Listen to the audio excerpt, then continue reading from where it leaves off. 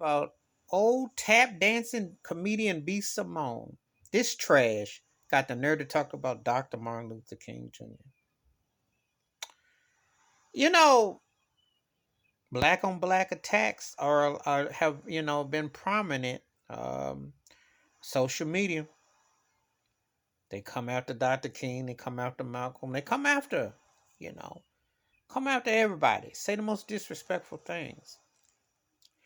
You know, black on black attacks are one of the main reasons why we don't get ahead in this country or beyond, because there is no respect and for the dead and deceased.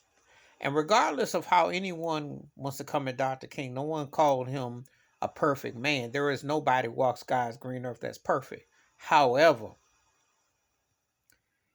he fought for freedoms.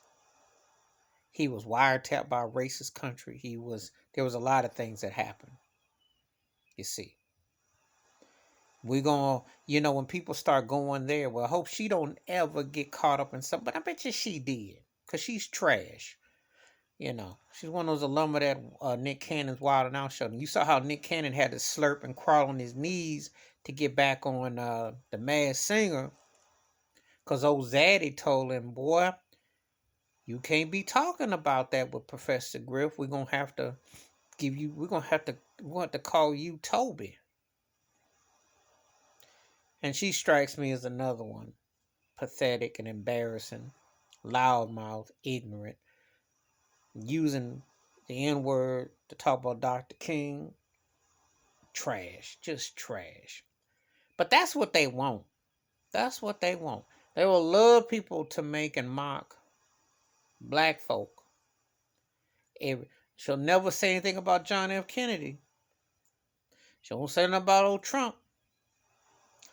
There's a lot of them she won't say nothing about.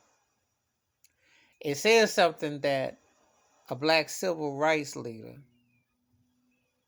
who's arguably one of the most important people to walk in this country, etc., that they gotta get somebody that they get some low budget, no talented loudmouth, no talent hack.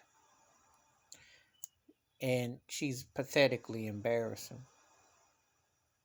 And she acts like that man doesn't have a family. Acts like that people don't hear these things. Where would she be without a Dr. King? She got a platform. She got a bag. She look like a broke down thought stripper. She's embarrassing and she ain't funny. Not funny. But see, this is what you get. These loudmouths who talk a whole lot of yang, who ain't funny. It's like Cat Williams syndrome, or shuffling like Kevin Hart. It ain't funny. It's plantation. But it's fashionable to say, hey, go pick on black icon. We'll pay you money. And they'll put money on. They'll make her sound like she ain't doing nothing. She's just doing a stick shock to get some likes. But she's embarrassing. She's embarrassing.